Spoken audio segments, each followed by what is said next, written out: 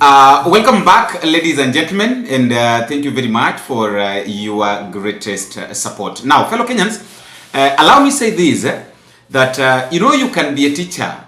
And of course, we've seen this happening many times, and every now and then it happens, whereby a teacher would teach students or pupils, and then they come to perform, or they come to be bigger people, doing greater jobs more than the teacher.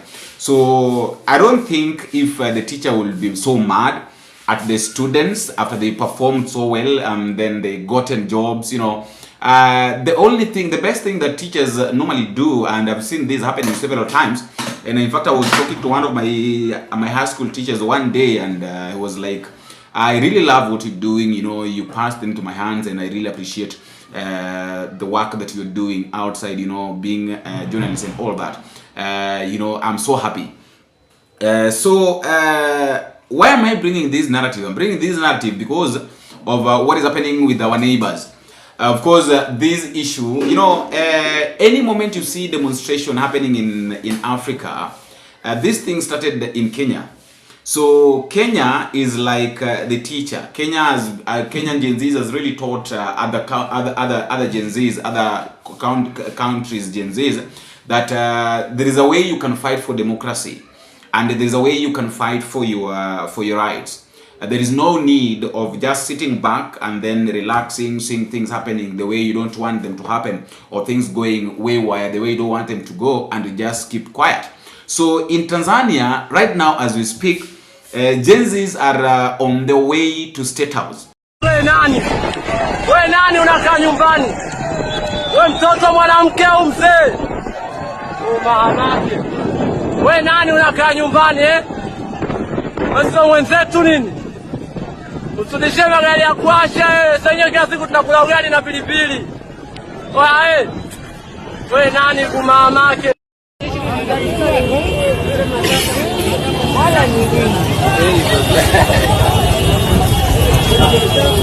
Oya, watu ni wengi.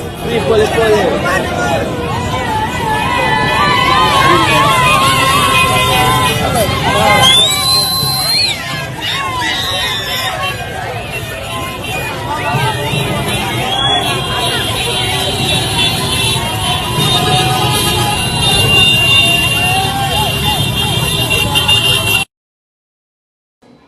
Of course, we've seen this happening. It started a long time. It started 3 days ago, and the Tanzanians really thought that, the leaders really thought that, this one is just a simple thing. It will come to an end. It's not something very serious. But they didn't know that the Tanzanians, Gen Zs, really meant what they said.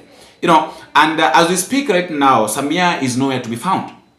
Some people are saying that she is in Kenya. Some people are saying that, I don't know, maybe she flee to where. But the truth of the matter is that leaders must always understand. Leaders must always know the limit.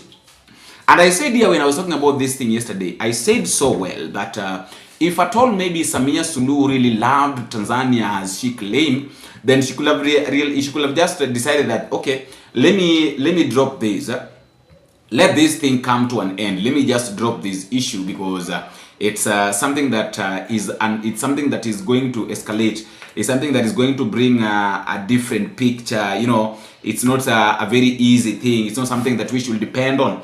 Something that, okay, in as much as maybe I want to be the president, but this country is more bigger than my expectation.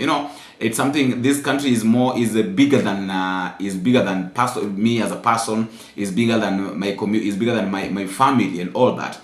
Because as we speak right now, even his son's home has been the son's home has been burned to ashes. But then there is something that we are failing to understand, which I want to tell you here, fellow Kenyans, that you see. Why this thing is happening in Tanzania like this is simply because Tanzanian constitution was amended by the so-called Samia Suluhu, that is the president, whereby she said that you cannot challenge the presidential results in any court. Remember, I said here yesterday that, of course, we know very well that there's a lot of chaos in Tanzania, whereby people are forcing, people are really forcing it. People are really forcing are in this part that they don't want Samia. But truth of the matter is that at the end of the day, she's going to be declared the president.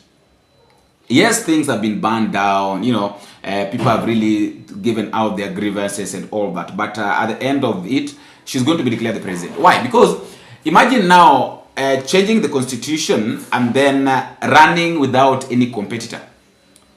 You know, hata kama atakuwa amepata kura 40%, but she's alone. She was in that race alone. She was not, in fact, she was not even in a competition with anybody. Mama Suluhu Samia was competing by herself. And that is exactly what citizens of Tanzania didn't want. She was competing by herself. Something that a lot of people were asking, how comes she's competing by herself? The truth of the matter is that she has done that, and she has been elected. Though she was really insisting that people should come out and elect her. A lot of distractions. We've seen all these things happening in Tanzania. But the truth of the matter is that the Statehouse of Tanzania is going to be burned down. The Gen Zs are on their way to Tanzania Statehouse, and they're really preparing it so hard. They're really on that bridge of we have to bring change. Democracy is not easy. We have to accept that. Democracy is not easy. People must die.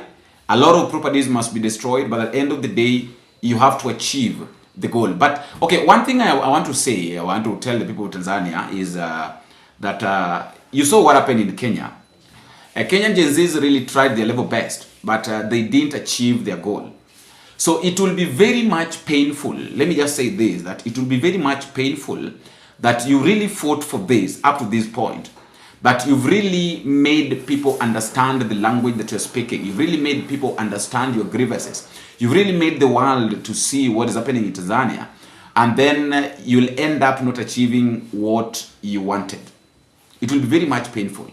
So in as much as maybe it will take time, in as much as maybe it's going to take long, we are calling upon the AU to come to consider this. You know, the EACC should also come and consider this. This thing is beyond Tanzanians, Gen Z or Tanzanian citizens to handle. This thing is supposed to be handled now by the world, by Africa, by East African communities. I don't know what they're going to do, but they have to come in. Let the EACC come in. Let the African Union come in and make sure that Tanzanians get their rights. That Tanzanians get democracy. The democracy that they're fighting for, they get it. This is not what people like Julius Nyerere were fighting for. These are a bit different. And I said this, and I'll continue saying this. That the problem, this is now the problem of allowing women to be in leadership. This is the problem now of allowing women to be in leadership. Because tell me why you'd give women a chance to be leaders, yet these are the things that they are doing. And you know, I say this, and I know I'll say that the problem with the women is that women are so much emotional. Women lead with too much emotions. You see, and I saw Esther Pasaris saying this. I am honored to be among the observers of the African Union Election Observation Mission, witnessing this important process. I wish our neighbors, the people of Tanzania, a peaceful, transparent and credible election, one that respects their wishes and amplifies their voices. I have a question to Esther Pasaris. Why must you poke your nose even on the things that everybody is seeing that is a danger? Like, this thing is a very big problem. Everybody is really crying. Tanzanians are crying. And then now you are telling us here that you are honored to be among the observers of the African Union, the AUEO, the African Union Election Observation Mission, witnessing this important process.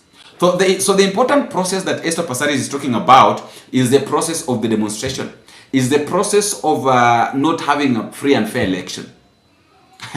Fellow Kenyans, I want you to tell me what you think of the comment section concerning this thing, because According to me, I feel like this one is really making East Africa or making people look like they are fools.